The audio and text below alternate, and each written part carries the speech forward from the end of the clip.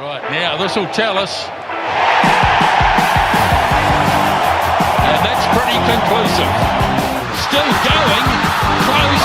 I think he's got it down. How strong is he?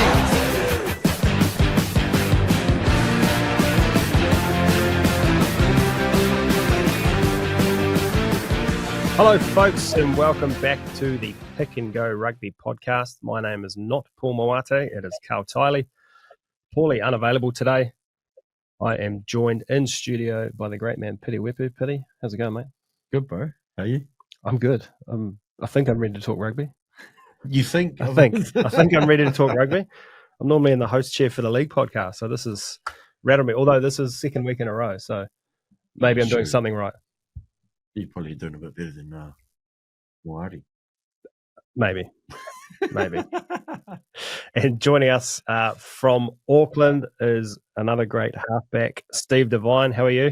I'm well, thanks, gentlemen. It's good to be here, talk a bit of footy. It is. We're going to rip straight into things. And first thing on Moate's run sheet is review last week's punting. I don't have the sheet in front of me, but I did have a quick look at it earlier. It didn't read great. That's all right. I didn't bet last week, so I don't care. No. Piri, have you had a win? Have you had a win yet? No, Steve, I have not. I haven't had a win yet either. What, even on the other? I've done. Oh no, I'm all right on the league podcast. Oh. I'm flying on the league podcast. But here I went 0 for 2 last week. I had, from memory, I took the Blues head to head, so they let me down there. And then I had the Chiefs. I thought it was minus 30.5, so I thought I was home. Turns out it was minus 39.5. So no good there. I think they won by 34, 35 in the end. Tough.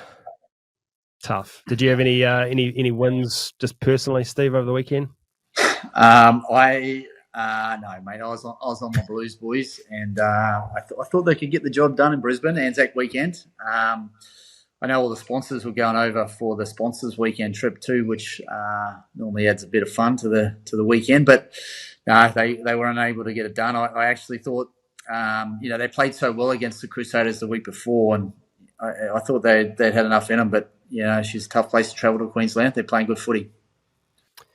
Yeah, I agree. We might as well. We'll roll straight into the review on the back of that, and we'll jump straight to that Blues game. We'll come back to the Chiefs game in a second. But watching the Reds sort of red hot start, I don't know, did you guys play Jonaloma rugby growing up? No, I wasn't good at it. I had a crack against my cousins and they kicked my ass. So I was like, I'm not playing that anymore. Plain and simple. I used to flat with Rico Gear, who played it non-stop, and he was a freak. So I'm lost interest very early on. I rate myself quite highly at Jonaloma rugby. But the point being that the first few minutes of that game when the Reds were dominating, all you hear is Lena. The game. It was good. But yeah, Reds shot out of the can. I think they're up 14-0 to start. Blues lost Mark Taylor to a red card. How do we feel about that? Right, I'll start. I just think, I think there's no point for tipping, but that was just a good hit, right? And it's almost as if the Reds player put his head down to get carded. I thought first point of contact was the shoulder that hit the ground first, and then obviously your head is going to hit the ground at some stage.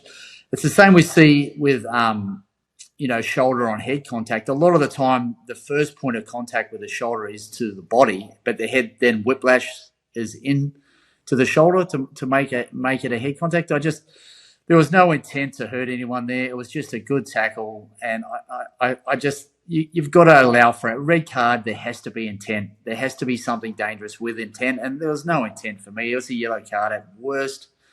In my day, Petty, that wasn't even a penalty. That was just a good hit and play on. And I know we got to look after players and we got to look after the head, but there was just no intent there, and I just can't even believe that was anything more than a penalty. You reckon that's just Australia's thing of trying to get an advantage? Yeah, But you're right. Like it's a strong hit like that, and you're not getting rewarded for it. You're getting blinging penalised for it and sent to the old pine for the rest of the game. It's like I feel like some of these calls that they make around the contact around the head, like a lot of teams, like ball carriers, are leading with their head down these days, and you're expected to dip low and try and get lower than them, mate. It's a split second for a defender to make a judgment call on how to tackle people, and then if you get it wrong, it's not because you're not in the right position. It's because the guy's actually dipped a bit lower than you. Like there's some common ground that needs to be talked about around this. Like it's ruining the game. Yeah, for me, guys, I love Super Rugby this year. It's entertaining, it's fast flowing, it's fast paced. I absolutely love what it is. My one gripe is that you can go back, multiple phases to find a knock on and not allow a try, but at the same time, the ref has made a bad decision, but the video ref won't come in and correct that decision that's made. So if we're going to use the video ref, I think we have to get everything right, including refs' mistakes. That you can come back and go, you've made a mistake here. It should be the other team's ball. We call the game back for little things that they find here and there, but then there's an obvious mistake by a referee that they don't go anywhere near. Like just get in the ref's ear, say that's wrong. It should be a scrum feed to whoever, or whatever the case may be. But either don't have it at all, and we rely on the refs full stop, or you have to get everything right every single time, and we're not doing that. Going back to the Talia tackle, there was, I think it was it the Brumbies Hurricanes? There was I can't remember who it was, but someone put a shot on, and it was, as you say, Steve, shoulder to the head. And watching that, I watched them pretty closely after each other on highlights. I thought that one was worse than the Talia tackle, and there was no upgrade. It was just the yellow play on. I can't remember. I butchered what game it was and who it was, but yeah, I think that the Talia tackle was a good hit. I mean, I'm saying this as someone who didn't do a lot of tackling at all playing rugby. That would have been my career highlight if that was me. But yeah, Reds top 4 now, Blues languishing in 9th. We'll talk a little bit more about the ladder shortly, but anything else on the Reds Blues, fellas? No, we move on. Chiefs 56, Force 22, Bay Oval, Mount Maunganui. How good did the aerial shot look of Bay Oval? A packed house there. The Chiefs put on a second half clinic, I suppose. It was pretty tight at half time. And they've that's what they've been doing to teams. Sort of being ahead at half time and then putting the foot down after half time and just absolutely blowing them away. So, Steve, what do you make of this game? Yeah, the Chiefs, when they get it right, they get it right. You can... Such a good forward pack that have so many multiple ball carriers that, you hold them to half time, you get into the sheds and you think you're in the game, and then they just pop up a gear. They get on the front foot, and once you put that back line with a bit of front foot ball, it's game over. They're just class across the field, and once they get on the front foot, she's a tough afternoon in the office, and the Force, who are a pretty good team, and they just got. They got backpedaling. The Chiefs got over the advantage line and they crucified them. And, that's what a champion team does. Yeah. Cortez Ratima had a massive game, Piri. A couple of tries. A couple of meat pies. To be honest, I never really watched. I was too busy focusing on watching my daughter play league, bro. But I was watching on Tribe and just seeing this. That it was pretty tight in that, definitely in that first half, and then saw the final score and started scrolling back, looking at what the heck happened. The Chiefs started playing footy, but I mean, it would have been a good confidence boost for them as D-Mac wasn't playing, for Jacob to get his opportunity, and I think he must have fell into place really well in terms of the way that they played. Cortez has been huge. I think that punch at the start of the year where he was sitting on the bench, gave him. I think he's got good energy to bring speed back into the game once your starter's done his job, and then it gives him an opportunity. But I thought that was a good opportunity for him to give himself another opportunity, really. And then now that he's got had that opportunity on the weekend to start, it helped him out immensely. Yep.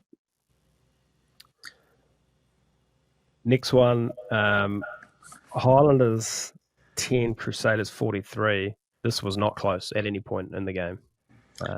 Crusaders, Will Jordan scores 2 tries in the first 10 or 15 minutes, and it was all one-way traffic.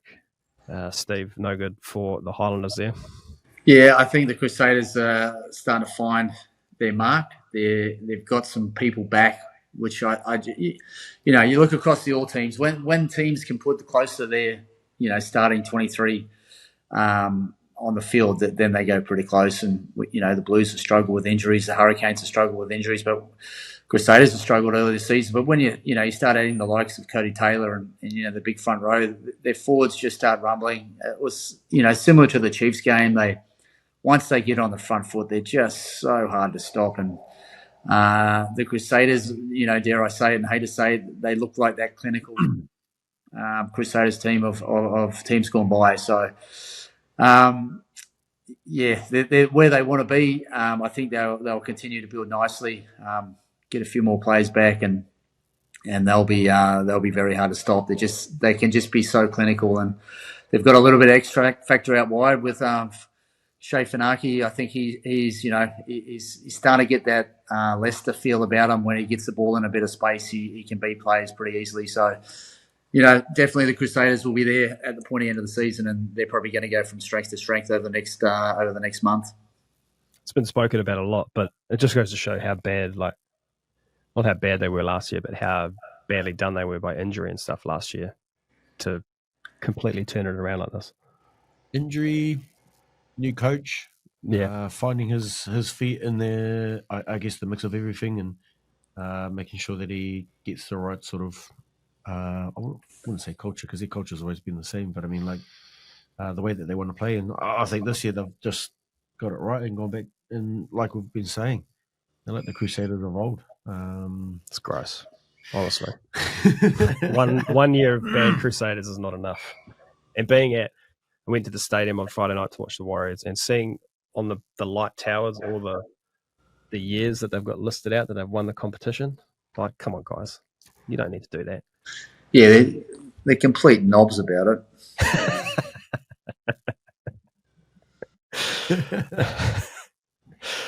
Brumbies 29, Hurricanes 35.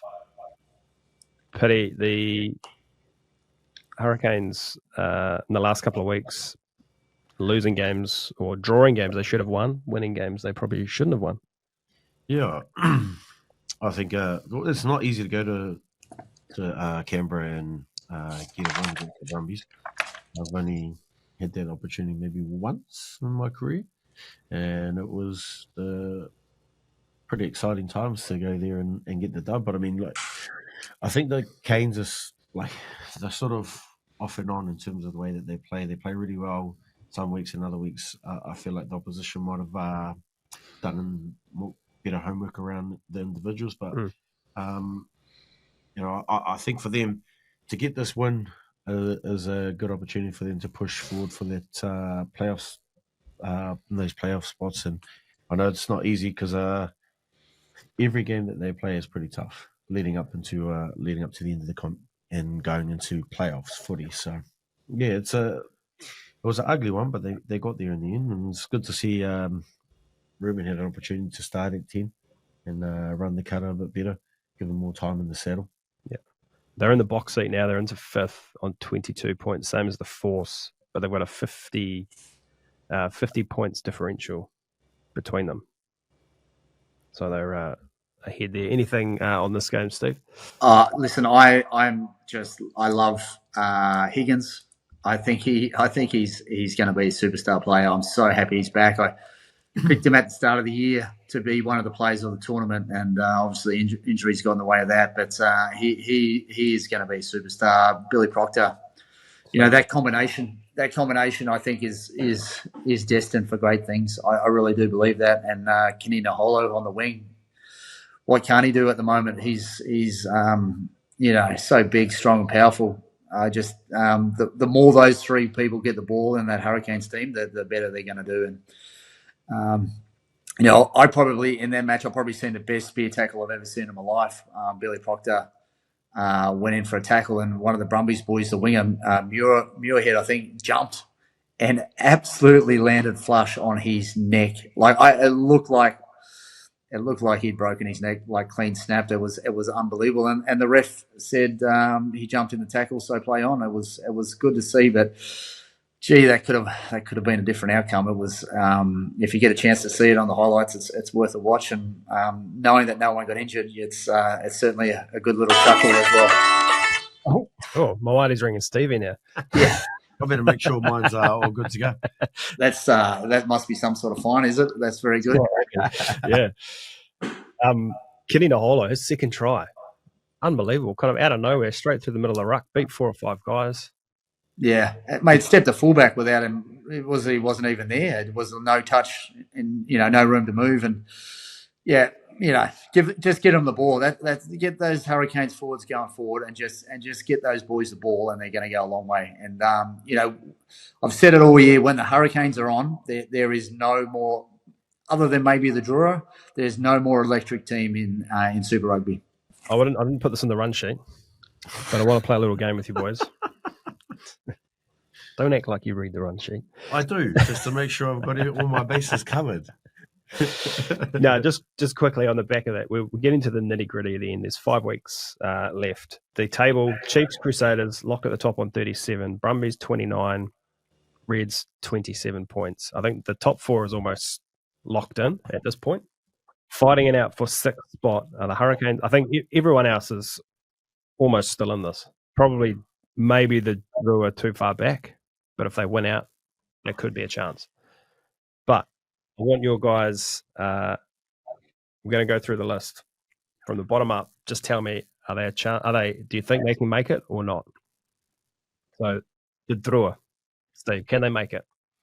I just feel they've lost an opportunity they're playing at Suva this weekend. I think they play so much better in Lakota at Churchill Park, and I just think it's a missed opportunity. They've had 2 games at Suva, and I think if it was in the other place, they might have done a little bit better this season. So I'm Reds this weekend. I'm really, because it's at Suva, I'm saying that's a loss. That's what I'm saying.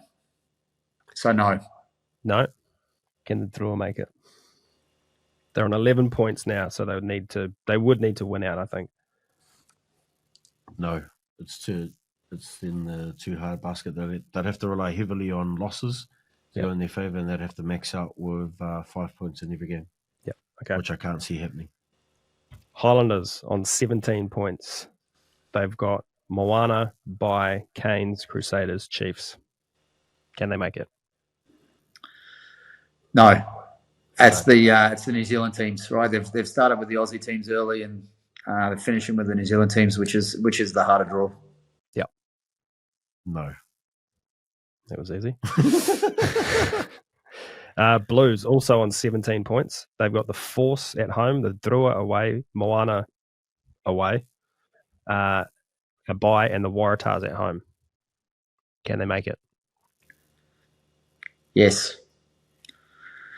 I think they could. I think they've got a better chance with their run into the playoffs.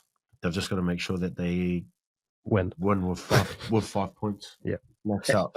It'll be that Fijian draw game in Fiji. Yeah, one. It's the Fiji game I think that's in Suva. I think. No, I think it's Churchill Park. So, that'll be a tough one. I've got them making it. I think they make it. Even if they drop that game against the Drua, I think they can still make it. Good man, yes.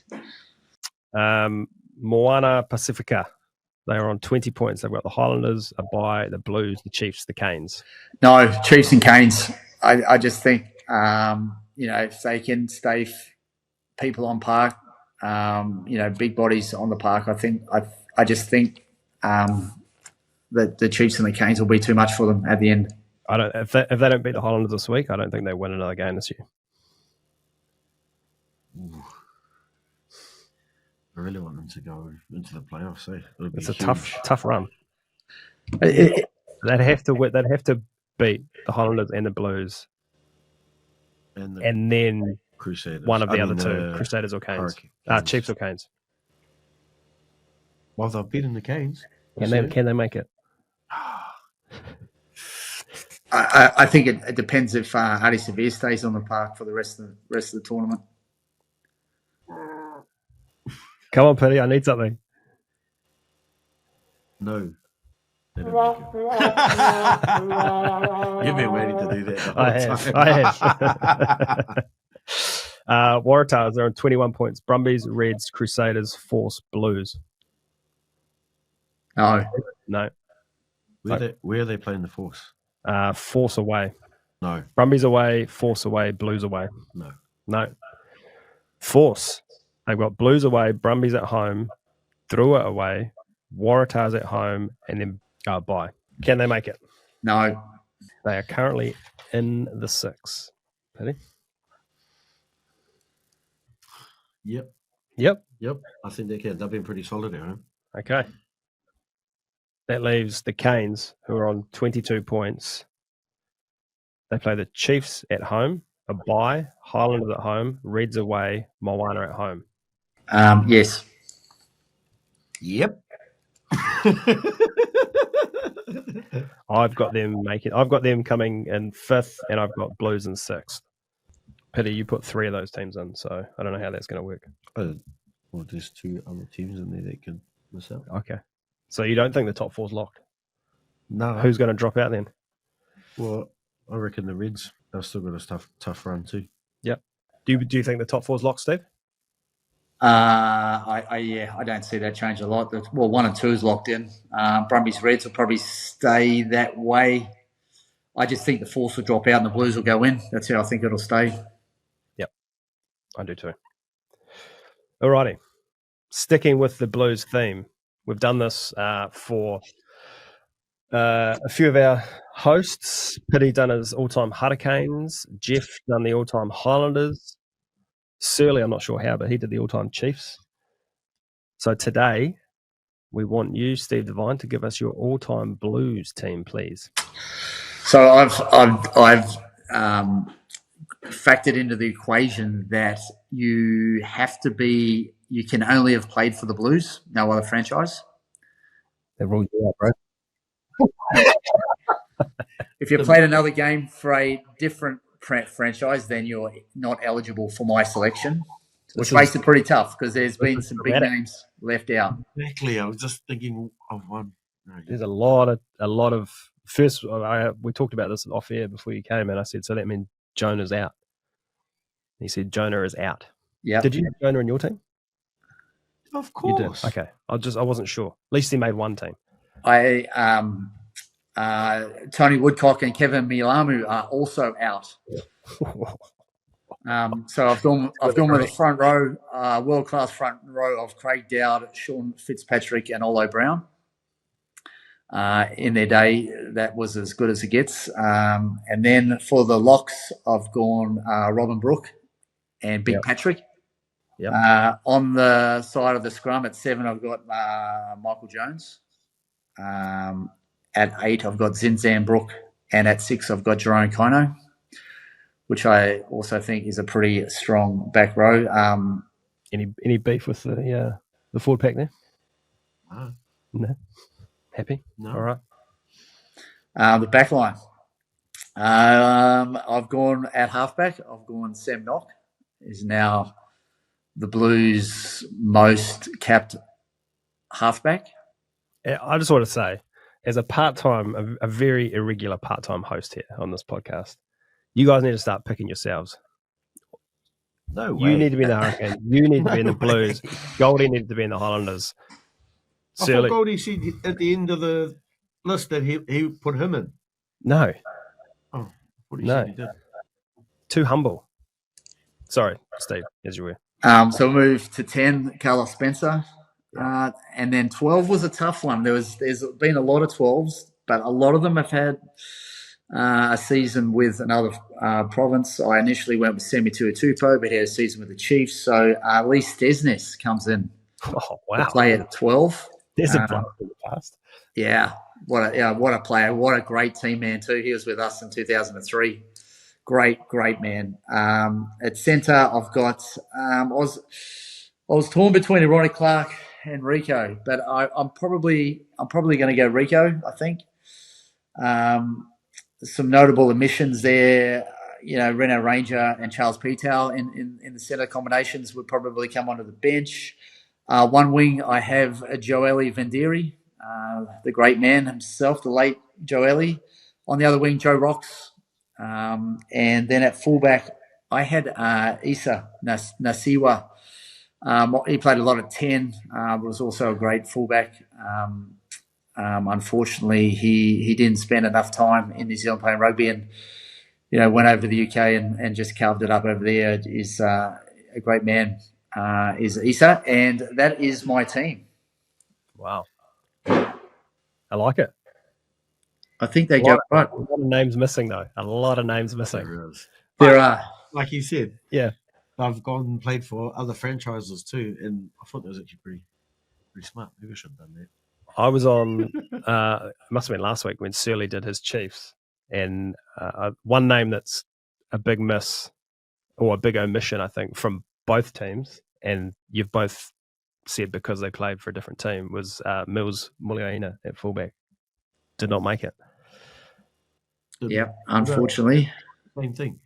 You had to play for one team. No, not exclusively, but he used that to justify some of his selections.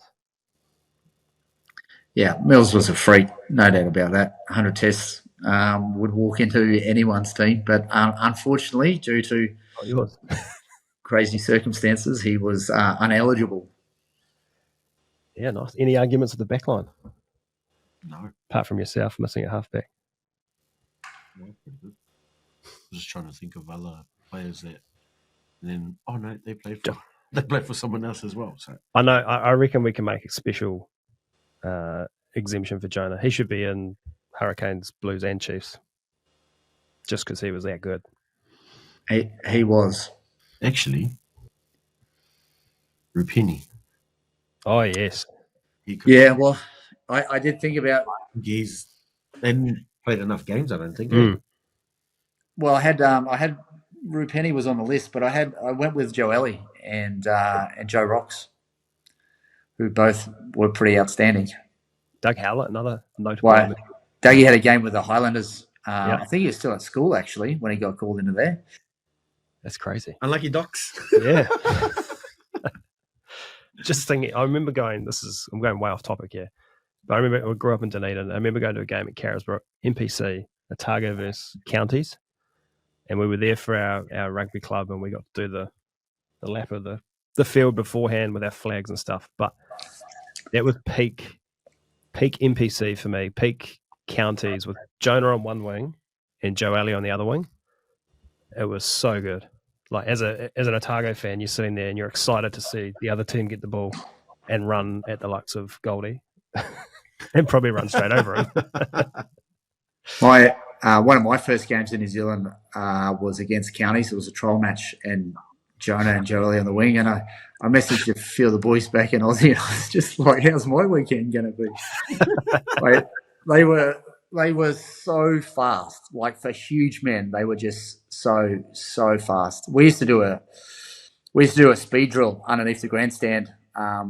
And it'd be three groups, and it'd be promotion relegation. So the tight forwards would go first, and if whoever won would get promoted up to the loose forwards, and then and relegation goes down, and it'd always be Joeli. Joeli was so fast off the mark. It was only 20 meters, and he was so fast off the mark. But in his later years, his kidney disease had kicked in, and it just took him so long to recover. Like.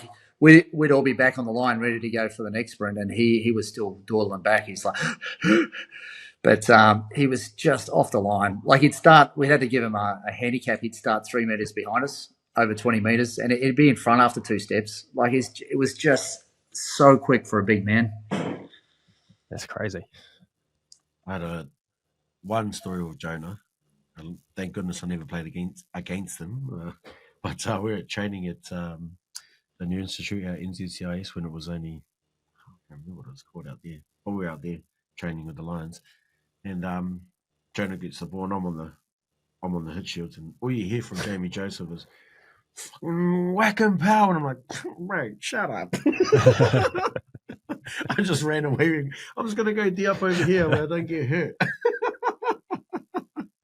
Good team. Great team. Thank you for playing along. All right, let's have a look at the games this weekend that involve the Kiwi teams. And we'll start with the Blues, $1.13 against the Force, $5.25 head-to-head. The line is 13.5 in favour of the Blues, and the total is 55.5. The Blues just win this, surely. The Blues have to win this just. I think it'll be 13 and under, 1 to 12. Blues just there's no option. They just got to get it done. So they'll look to the forward pack to get some dominance, which is not going to be easy against the Force pack because they're pretty good.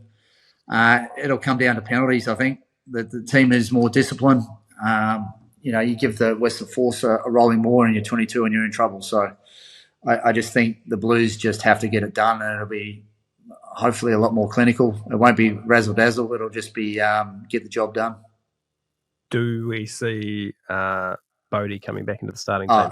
The Blues, they may as well not turn up unless Bodie's at 10. They're a completely different team this season with him at 10. And I think on the weekend it was maybe around protocols about having so many rests and having so many bench starts. So I think that wasn't a selection. That was a forced selection. He's got to play the rest of the season, otherwise the Blues are gone. It's such a dumb... I know we're trying to preserve players and prevent injuries and stuff, but I mean, you guys playing when you did. Oh, maybe you would have just had some of that, right? At 07 was probably the only year where I didn't play a full season because we had the conditioning block, which done wonders for me because I made the team. Not. So I spent half a season doing fitness, doing nothing. So, but I mean, it's not a World Cup year, so I feel like the players should be just playing no matter what. Nowadays professional players don't go and play club. Not many do. Whereas when we were playing, all I wanted to do was go and play club because it was cool. Yeah, enjoyed. That's where I learned to my footy at the grassroots level, and then not only that, it's more relaxing. You're not under so much stress. Yeah. To be at your peak, you can still be at your peak, but I mean, like you go down there because you enjoy it, you love it, and that's why you play footy. Yeah. Yeah, I just think Bodie broke his hand early in the season, missed a few games. Surely there's a rest. You can sit on a bike and do some running with the arm and a cast. I heard he even was still playing golf. So, I get we got to look after our athletes, but there's also a time and place, right? These boys just need to be playing footy. You look at, I don't want to compare competitions, but you look at the NRL. There's no resting protocols. There's no resting there. Like the game's not governed by the international team. Yeah. There's no international window, but as well, and that's we got the Springboks at Eden Park this year. It's on the line. 30 years of being a fortress, so I guess they're looking at a bigger picture, and sometimes that makes it hard for you and me who want to go and watch the Blues play some serious footy. And there's got to be an injury should count for weeks off. Yep, agreed. I can't see I don't think I can see the Blues losing this. I think you're right though, Steve. I think 12 and under in that margin betting. Take the Reds at the plus. Sorry, not the Reds. The Fords. Tizano with a double, you reckon? Top try scorer. Yeah. Can see it. They're like the Fords. And then they still lose. I've made some money on him this year. He loves scoring a try. Oh yeah. They're a pretty good team. Like, is it Donaldson the first five? Yeah, He's playing pretty well. yeah, he's playing great footy. Can kick a goal. Yeah. He's great form off the tee. Yeah. Should be a good game. It's Friday night. Saturday, the marquee matchup at the stadium. Hurricanes. Oh, at the Tinny House. Hurricanes $2.35. The Chiefs $1.52. Chiefs are 4.5-point favourites, and the total is 56.5. I'll throw to you first, Piri. What's going to happen here? I think Canes need to win this. It's not going to be easy, though. I mean, the form that the Chiefs are in at the moment, it's going to be a tough ask, but they just need to make sure that they play the style of footy that they play, but still contain the Chiefs' attack on defence. So Corey James got his work cut out for him, but I'm pretty sure he'll try and get the boys to throw some of the attack that the Chiefs have been throwing at teams and making sure that they cover all bases around their attack sheet. Fight fire with fire. What do you think, Steve? I've got this one marked as I would like to see the teams named before I make any predictions on this one. It's going to be tight. Either team can win it. If the Hurricanes get it right, when they get it right, there's no one in the competition who plays, more electric rugby than they do. I think the way this competition's gone this season, it's often the team that need to win it the most that gets the job done, and I really think the Hurricanes will have an edge about them this week. If they've got Proctor, Higgins, I think if they play well, they can get it done. If D-Mac's back at 10 for the Chiefs, that's they're such a better team when he's at 10, and I'd be very interested to see the teams before I make a selection or a prediction on who's going to win. You could do the Surly fence sit and just take either team No, by 7.5 or less. He wouldn't sit. Can we go another draw? Has anyone picked a draw this season? No. $15 for the draw. Chuck me on a draw. There he is. Put the neck on the line. I like that. Next one. This is, we all ruled these teams out, but this could have ramifications for other teams down the line. The Highlanders $1.57 against Moana Pacifica $2.30. The line is 3.5. The total is 65.5. So tackling is optional in this game.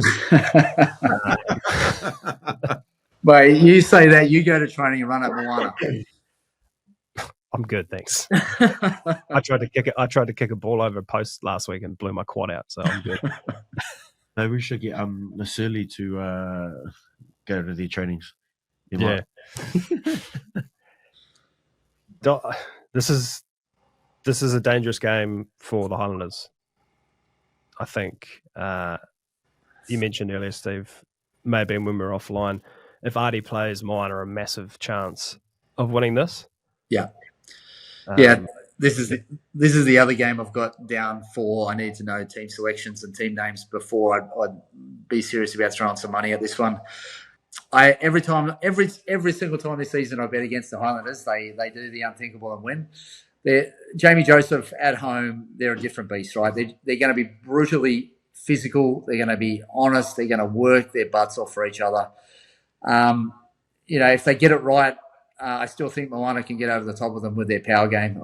I think when Moana get it right, they get it so right and they're so hard to stop. So if Artie plays for me, I'm on the Moana. If Artie's not there, I'm going to get Highlanders. Having been coached under Jamie Joe, how does he go the week after getting pumped? Is he blowing everyone up? There's the review. There'll be a few no good to me. The whole game? Wow. Potentially. Missed tackle, no good to me.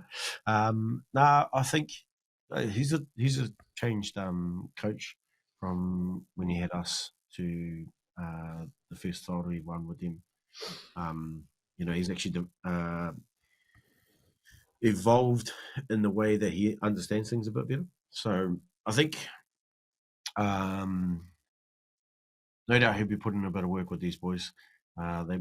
might be showing signs of fatigue maybe from it. So I guess part of it will be just trying to make sure that he hones in on the basic stuff with them, get that all right, so that they can get that opportunity to create more opportunities when they have the ball.